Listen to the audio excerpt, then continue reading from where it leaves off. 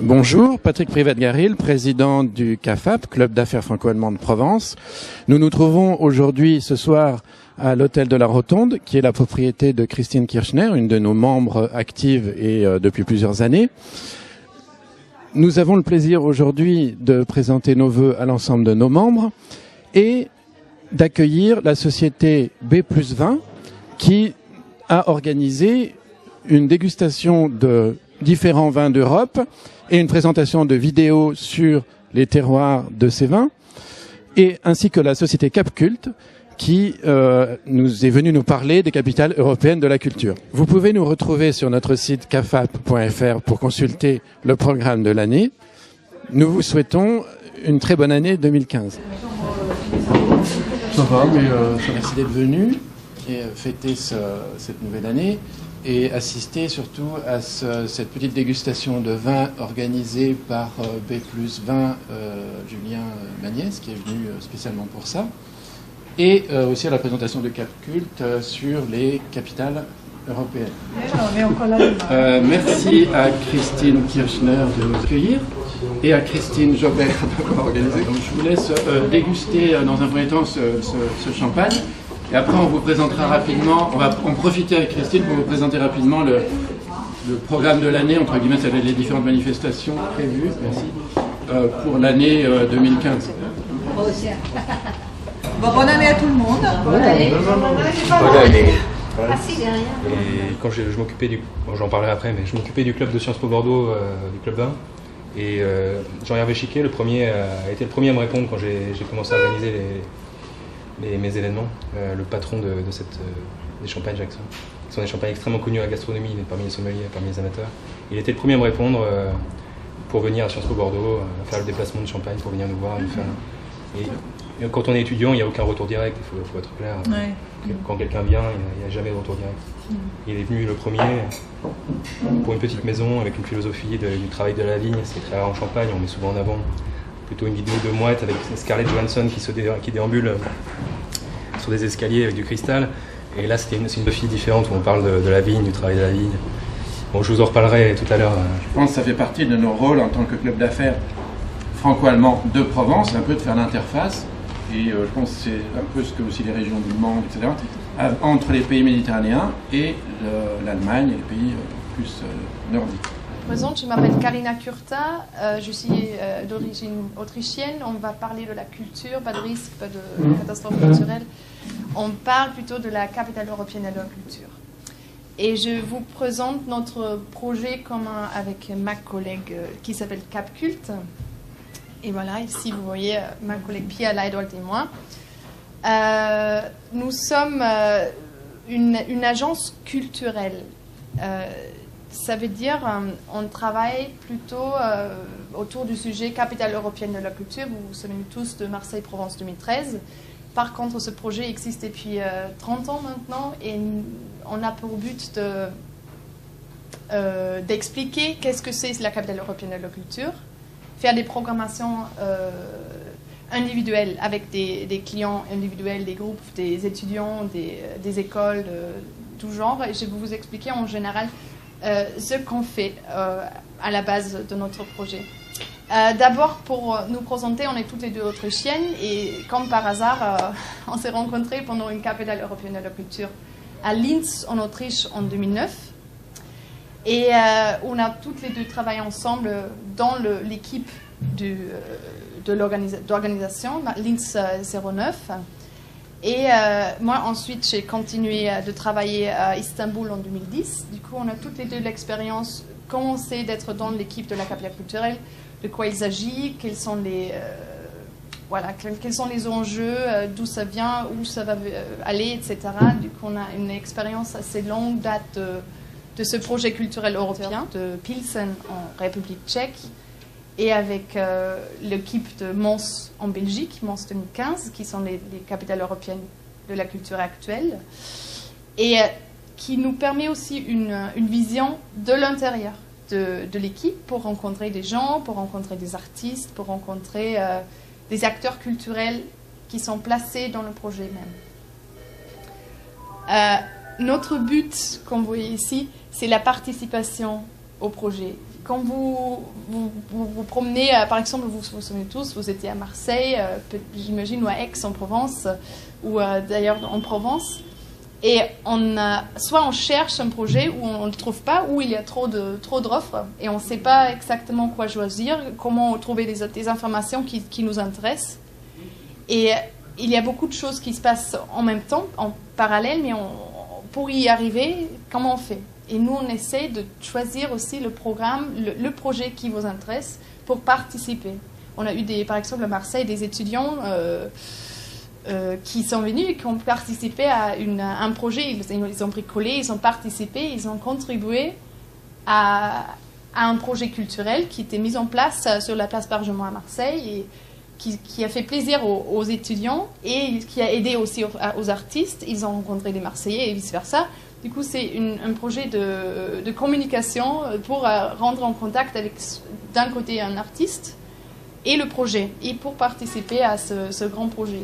Donc, pour définir tout ça, on essaie de nous définir comme le missing link entre le tourisme, l'organisation de la capitale culturelle, qui s'occupe vraiment de la production, de la mise en scène, de l'organisation des projets, et le tourisme qui accueille bien sûr des touristes, mais qui n'a pas forcément la capacité de s'occuper de la vision individuelle des clients. Il accueille dans les hôtels, il y a toute l'infrastructure, mais quand vous arrivez dans une ville, le tourisme, il ne s'occupe pas forcément très profondément de la programmation culturelle pendant l'année, et l'organisation capitale culturelle ne s'occupe pas forcément des visiteurs.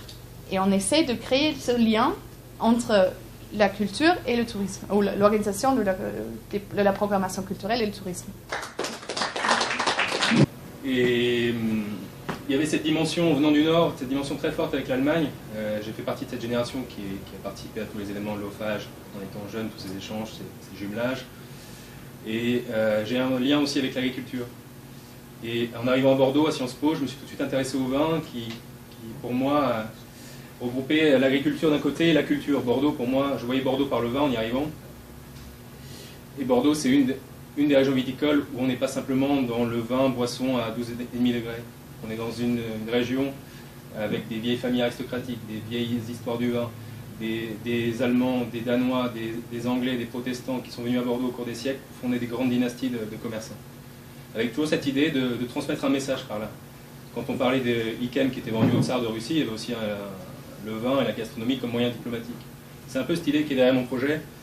Moi, j'ai créé ça de A à Z avec 3 amis. Ils ne sont pas associés, mais ils m'ont aidé à monter ça. Moi, j'avais l'idée.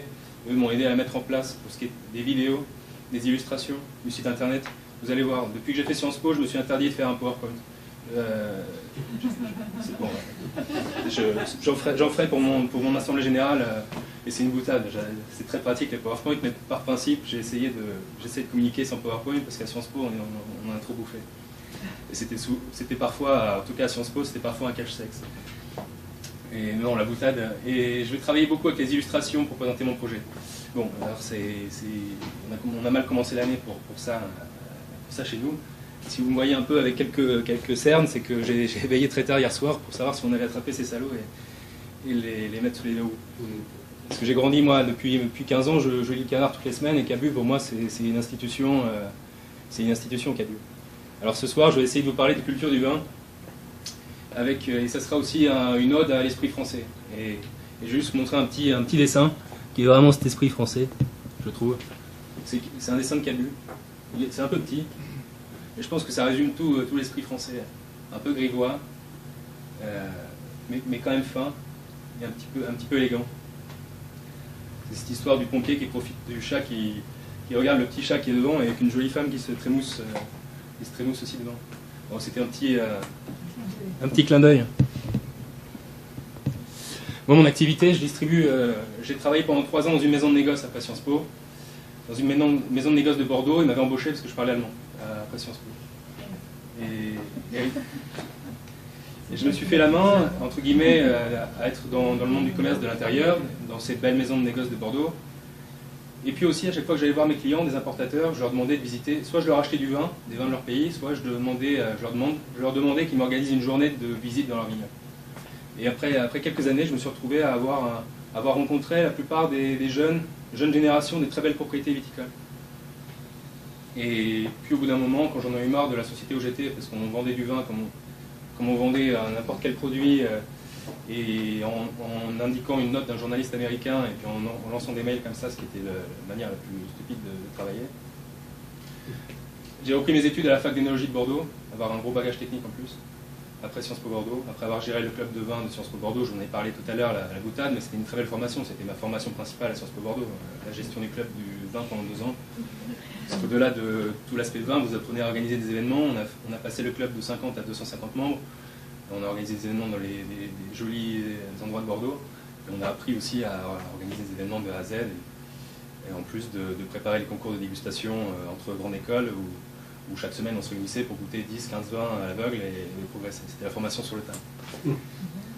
Alors aujourd'hui, ce que je fais, après avoir vendu aux importateurs en Europe, j'ai créé cette société de A à Z avec ces 3 amis qui m'ont aidé pour la constitution de cette idée. C'était d'utiliser le vin comme un message, comme un outil aussi diplomatique. C'est-à-dire qu'à travers une bouteille, on va transmettre quelque chose. On va transmettre quelque chose sur les familles du vin, sur les gens qui sont derrière, sur les cultures locales, sur le pays en lui-même. Avec cette utopie que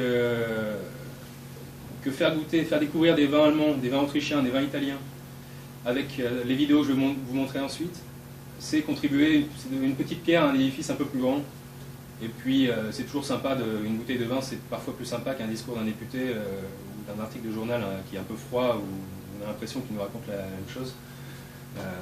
J'exagère un peu, mais ici le côté vin est quelque chose d'incarné, et vous allez voir ce soir. Je vous ai préparé une petite balade. Donc aujourd'hui mon activité c'est distribution de vin en particulier, en France, en Allemagne, en Autriche, en Italie, et je fais toujours les 2 sens. C'est-à-dire que autant je continue à distribuer du vin français en Allemagne, en Autriche, en Italie, avec cette idée de communiquer sur mon pays, sur ma culture, et sur les cultures de ces régions qui sont très différentes, entre Sancerre, Bordeaux, le Rhône, le Champagne, on est dans des régions complètement différentes. Il y a les voyages que j'organise des voyages avec des petits groupes, 8-10 personnes, dans les régions viticoles que je connais comme ma poche. Le Piémont en Italie, la Wachau en Autriche, le Burgenland, le Palatinat, Bordeaux, la Loire. J'organise des voyages, j'organise des événements aussi, parce que ça me laisse un peu d'espace. C'est pas un projet, des sociétés qui vendent du vin, qui vendent des bouteilles de pinard, il y en a des centaines. Et tout le monde vous dit qu'ils vendent le meilleur vin, que c'est formidable, etc. Moi j'ai besoin d'un peu de temps, pour présenter ce projet, montrer les personnes derrière. Et les événements sont des cadres très bons. Et cette illustration, elle représente mon projet tel que je l'imagine, c'est-à-dire des personnes ici, vous présentant leur métier, sans vouloir vous vendre des caisses et des caisses, ils vont vous présenter concrètement leur métier. Généralement, ces domaines vont bien et ils ne vont pas chercher à vous extraire. Avant de passer aux choses sérieuses, un événement, ça peut être ça. Parce que les caisses sont souvent des caisses panachées. Au départ, j'ai commencé avec ça. J'ai lancé ma société cette année, tout jeune. Et puis j'ai sillonné, j'ai fait 30 000 km en Europe en 6 mois, ces derniers 6 mois, pour présenter ce projet. Et j'ai fait des caisses panachées, par exemple pour le domaine Rings ici. Vous avez 3 Riesling et 3 Pinot Noirs de caisses différentes. Parce que pour comprendre un domaine, à Bordeaux, on a souvent un vin par domaine. Dans ces régions, non. On a un cépage qui est décliné sur différents crus, parce qu'il y a un terroir plus avec du calcaire, plus en altitude, plus à l'est, plus à l'ouest. Et pareil sur les Pinot Noirs.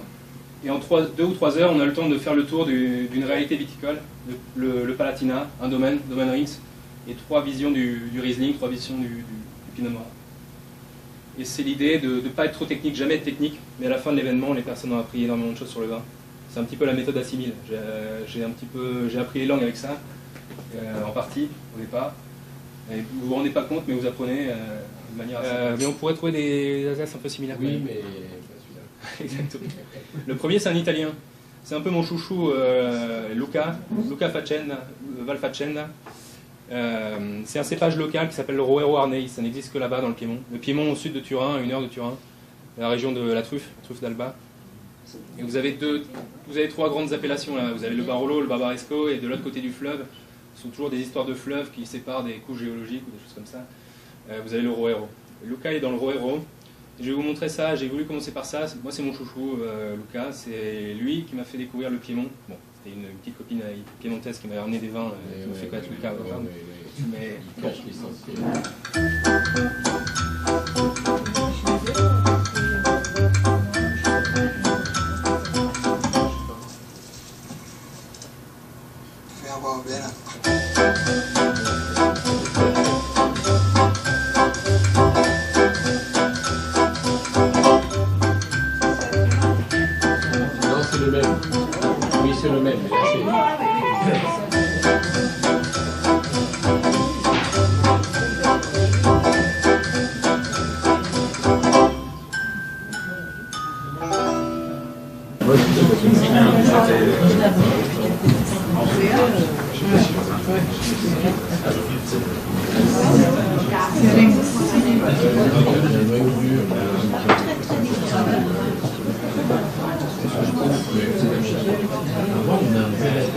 Merlot, il y a Cabernet Sauvignon dans le Bourg-Galland.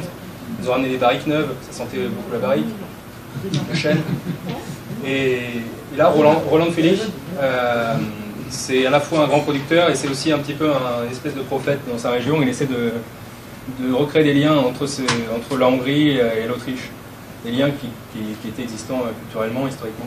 Alors, avec des petits projets, c'est un petit peu comme moi avec mes bouteilles de vin. Lui, il fait la même chose entre la Hongrie et l'Autriche. Il va faire un partenariat avec un producteur hongrois, ils vont produire 700 bouteilles ensemble sur un cru bien historique, très important, et communiquer là-dessus. Et ce sont plein de petites initiatives comme ça. Beau geste, produit, bel ouvrage. Le nom de famille, il est fait. Georges Panagiotou. C'est le prénom de George Michael, je me dis. Ah oui, oui. Tapez sur Google. Donc il est président de la Chambre de commerce. C'est lui qui a écrit Mascus. Oui, c'est ça, vraiment.